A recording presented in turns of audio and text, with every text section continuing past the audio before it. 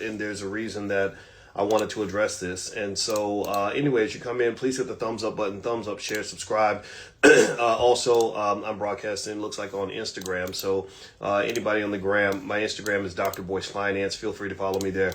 All right. So, I was talking to somebody recently, and I saw that Nicki Minaj, the rapper, was performing at Turning Point USA. Like, she made an appearance, and a lot of people got really upset. A lot of people said Nicki Minaj is a sellout, that she's just a Republican stooge, and all these other things. Right now, I'm not here to tell you what you should think about this one way or the other.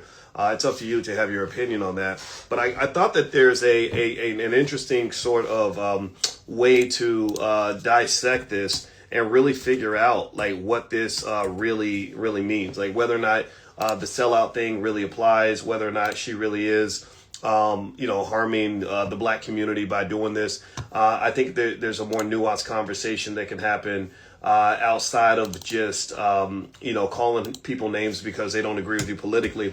And so anyway, I think I misspelled her name. I think I spelled it Nikki. I forgot that it's Nicki. So Nikki, if you see this, I apologize. I didn't mean to misspell your name. But anyway, here's what's interesting. So I'm going to start off by asking you all a simple question. Give me a yes or no if you think that Nicki was selling out. That she went to the Turning Point USA event. That's the organization started by Charlie Kirk, and a lot of people were mad about it. And I understand people being upset. Do you think that she was a sellout, or do you think that she was exercising her political freedom in an appropriate way? What do you think? What do you think that she was? Yes or no? Yes or no? Do you think she was a sellout or not? Just a simple yes or no, not a prolonged answer. We're going to get to the nuance in a minute. Give me a quick yes or no, because I really want to respect your opinion on this, and I really want everybody to be heard. But I also want to kind of lay out some thoughts here to sort of help us understand this and think this through a little bit. Okay, so here's the deal. Look, if you feel that Nicki Minaj is a sellout because she performed or she went to the Turning Point USA event, I got another question to ask you, though. Would you say the same thing about Megan Thee Stallion, who was twerking at a Democratic Party event last year? I mean, are you saying that she's a sellout because she was being used by politicians, or are you saying she's a sellout because she's being used by the Republicans and not being used by the Democrats?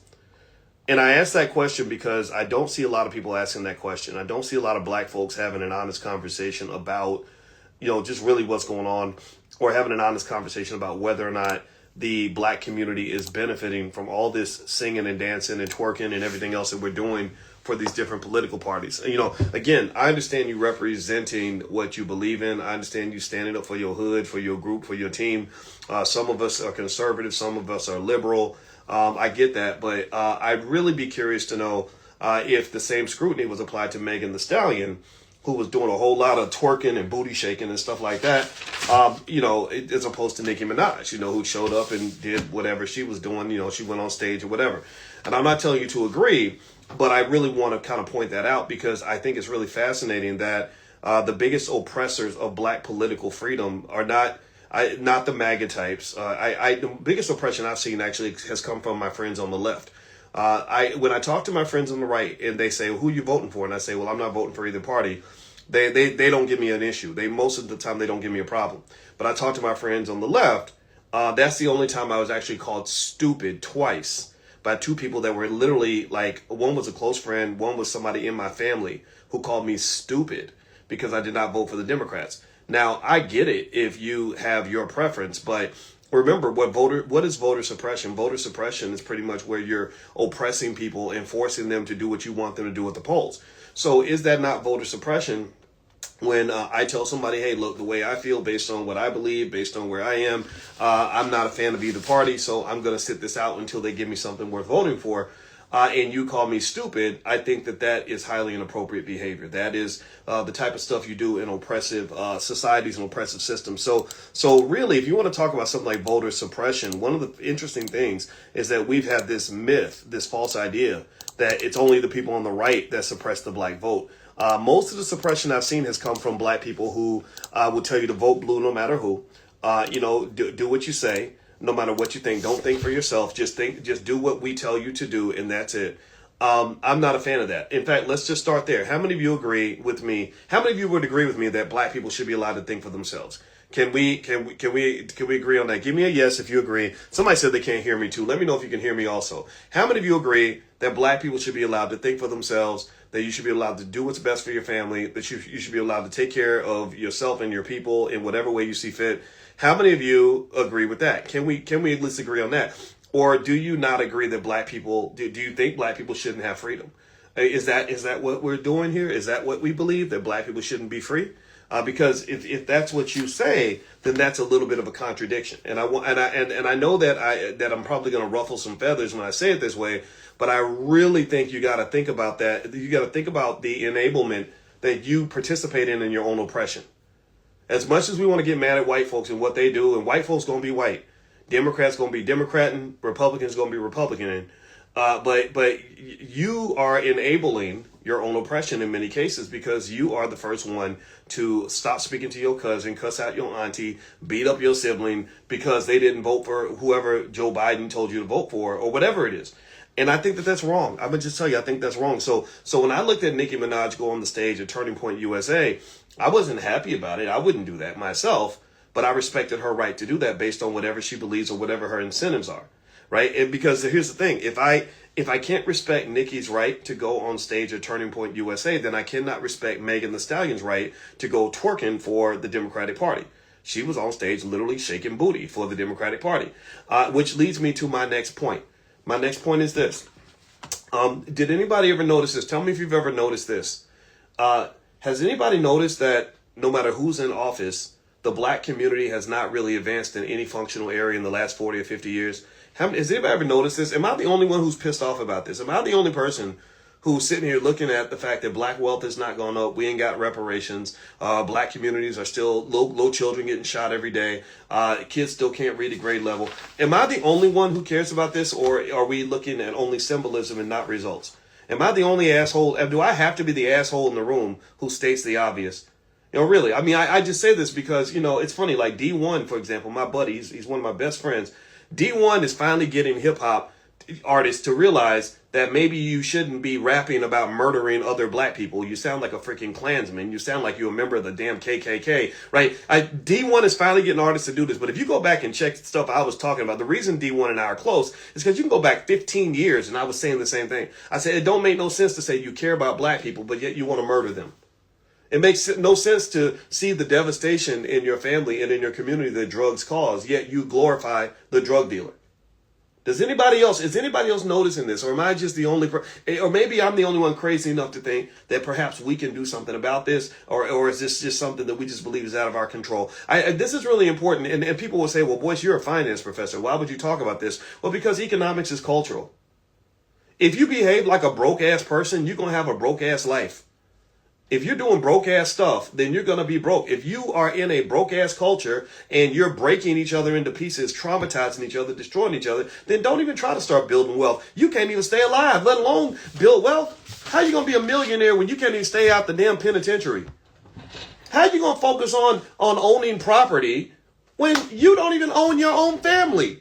You got kids and babies, mama, splattered out here everywhere. What in the world makes you think, statistically speaking, and you're talking to a finance professor, and yes, my PhD's real. I got it from Ohio State. If you want to go look it up, I'm not just yapping. I've looked at the studies. I've looked at the research. I've looked at the data. The data says that if you think that you can build wealth with unstable families and unstable communities, you are out of your freaking mind.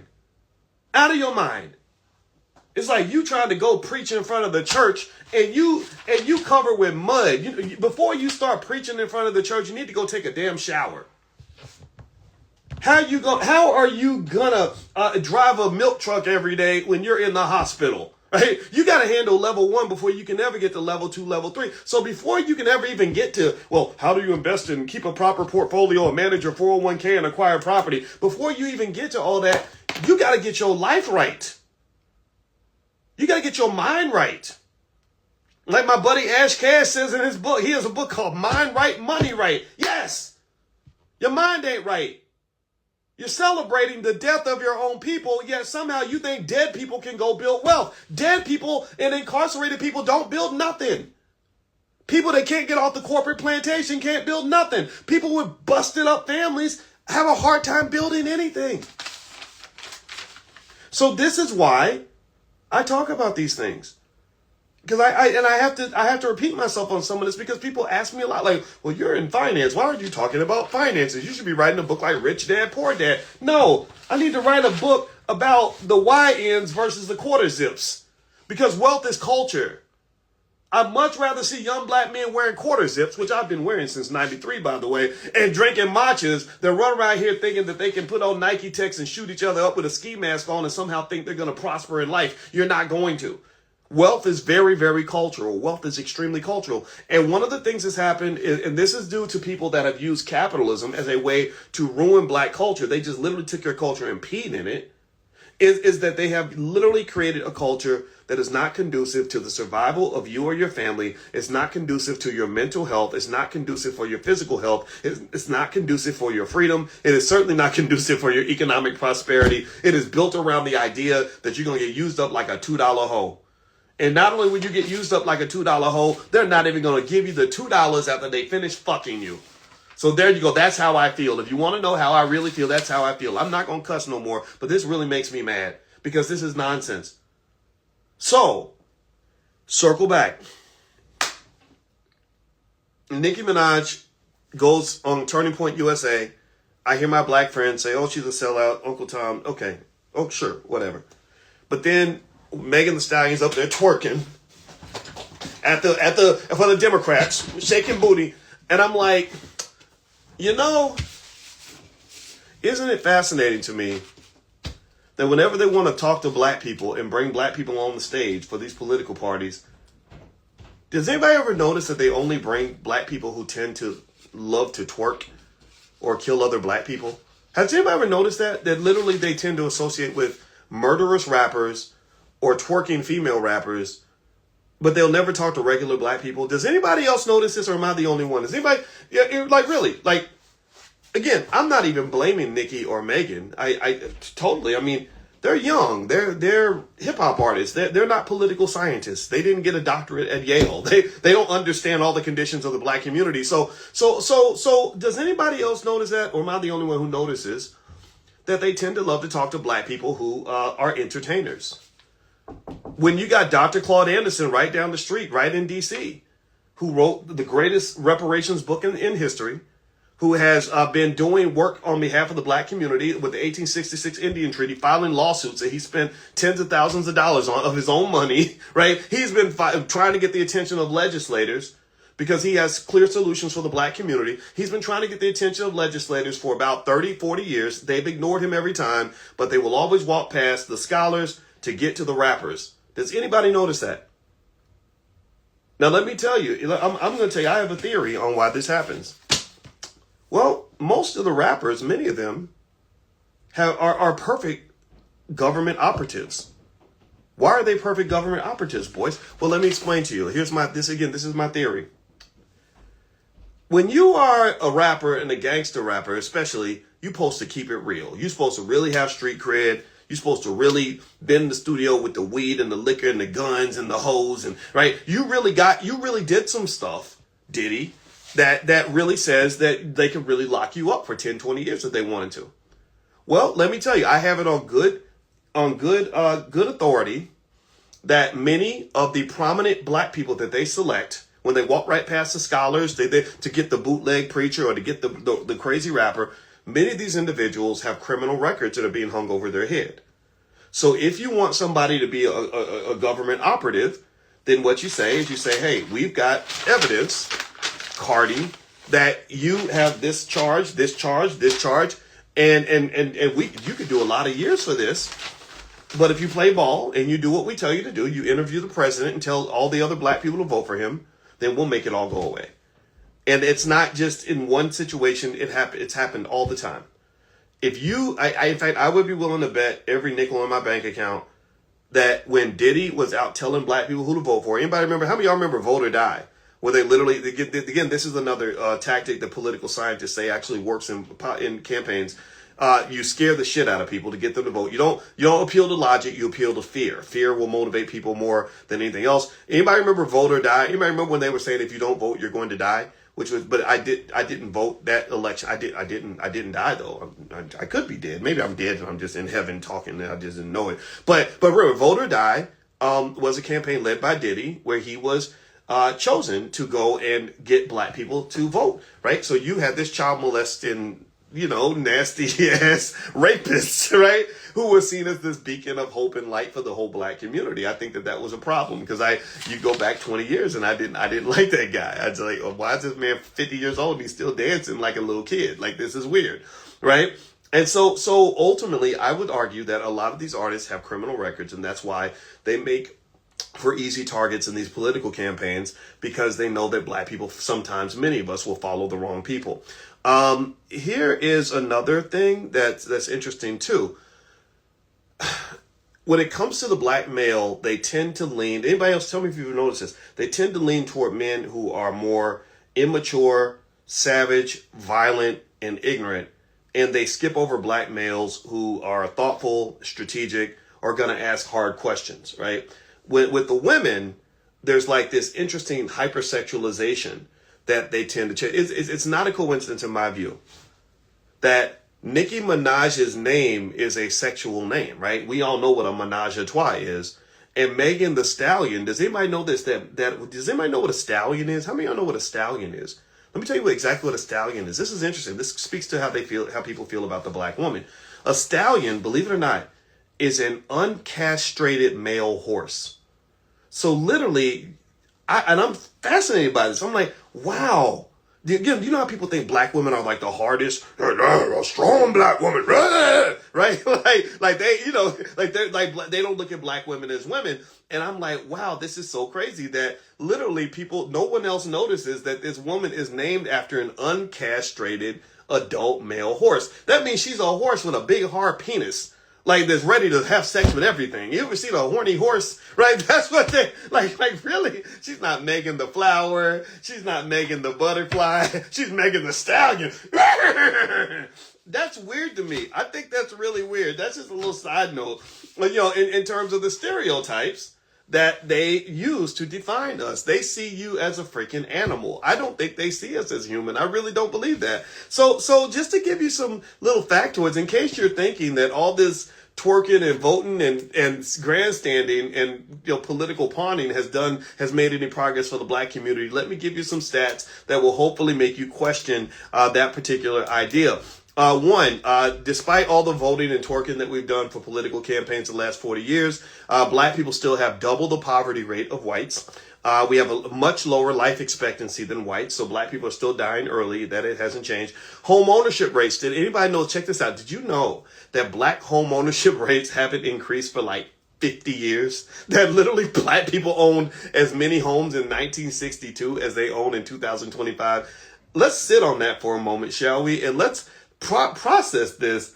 You would think with all this energy you're putting into this political stuff that it would make a difference. I'm not telling you what to do. I don't tell nobody what to do. Let's be clear. Just stop. Pause there. Give me a yes if you understand. I ain't telling you what to do. I'm not doing that. I'm just telling you. I'm giving you a perspective. If that's okay, let me know if that's okay, and let me know if you understand that. I want to make sure, because I don't want anybody thinking because I had people get mad. Dr. Boyce is out here telling black people what to. I don't tell nobody what to do. I just give them information.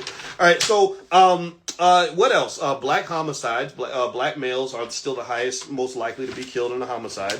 Because most black men, they don't get killed by cops. They get killed by other black men, but we don't want to talk about that because black on black crime don't exist. That's what white liberals told us. Also, 9 out of 10 black 8th graders cannot do math at grade level. What the fuck is that? Excuse my French. I'm sorry. Y'all, when I cuss, I've gotten better. My daddy was a sailor. He wasn't really a sailor, but he cussed like a sailor. So I got it from him. Blame it on my daddy. But when I get really mad about something, every now and then you might hear me cuss. Does anybody find that to be a problem? Right? I mean, out of all the things that we get outraged about, maybe something Trump did or something, police brutality video, whatever. Does anybody else get outraged about the fact that 9 out of 10 black 8th graders cannot do math at grade level? Like, does anybody know? Like, give me a yes. Let's do an experiment. How many of you know a black person who can teach math or reading to black children? Does anybody know a black woman or black man who, if they were given the funding and the support, could teach children to read or do math at grade level? Give me a yes if you know somebody in that category, right? Because I know probably like 50 people like that, right? And if somebody called and said, "Hey, look, we really want to solve this problem. Here's $100 million because we wasted, we send, $3, $4, $5, $10 billion to Israel every year. So we're gonna give y'all a tiny little $100 million to solve this reading math problem with black people because you're not as important to us as the Israelis and the Zionists, but still we'll give you a little crumb, little taste of something, right? Do you understand how many black people I could hire right now on speed dial that could solve that problem overnight? Do you understand that? And so I ask you, dear black people, those who are listening, those who are open-minded enough to consider a perspective that might differ from your own, I understand if you disagree with me, that is within your rights. But I want you to ask yourself, if the problem is so easily solved, and you have PhDs out here, you got teachers out here, you got counselors and therapists and community center coordinators and football coaches and all these people, fathers and mothers and all these people that care about the issue that could fix it. Why are they not putting money into solving the problem? Well, let me just tell you why. And I'm going to be quick on this because I got to go upstairs because my wife wants to meet with me and I have an appointment with her. And that's very important for me. The reason the problem isn't solved is because they only profit if the problem is never solved. The relationship that black people have with the political parties, in my view, is similar to the relationship that Americans have with the healthcare system. In all the years that Pfizer has been in existence, they have made hundreds of billions of dollars, but they've never cured a single disease. Well, if you're sitting here in these labs and you got all this money and all these researchers, why aren't you curing anything? Why are you just managing diseases? Well, because there's no profit in the cure. If you get cured and you no longer need me, then I become the parent who has to deal with having an empty nest. Some parents do this. Some parents will keep their children weak and dependent because they cannot fathom the idea of their children not needing them anymore. So white people are sort of like your parents. They pretty much are like, no, these people need us. And it's not all white people. If you're white, I'm not talking about you. I'm talking about the man, whoever that is. They need you dependent on them. They need you to be hopeless. They need you to be broken. They need you to be in the struggle because that's the only way they can profit from you. Broken black people are probably one of, if not the most profitable entities in the entire United States. Black problems are amazing things to campaign on. The fact that only 18% of black third graders can read at grade level. In Chicago, only 22% of the children can read at grade level, but yet every single election, we got black folks out here fighting to make sure teachers' unions make their money and the administrators make their money. And I'm not against teachers' unions or administrators. I just want to understand why the hell y'all ain't doing a job, because I know in Chicago alone, you go to school like Freedom Home Academy International, which they do not fund. They're educating black children at a very high level. I went to that school and I made a donation that day. So did my cousin. And we did because we saw 10-year-olds who had the intellect of college students. So how is it that Marcus Klein can create Freedom Home Academy International and educate 10-year-olds to the level of college students, and you're getting billions and you can't even help them read enough to go work at fucking McDonald's? Why are you putting money into solutions that do not work? And why are we fighting to defend excessive black sub-mediocrity? Why is it that the Muhammad University of Islam, right in the heart of the south side of Chicago, black people get shot within a couple of blocks of that mosque down there? I've been down there many times. I spoke there twice. They had 13-year-olds who sounded like graduate students. I taught in the MBA program at Syracuse University. I said, I got 28-year-old grad students who don't ask the questions that these young ladies and young men are asking. Why aren't they being funded?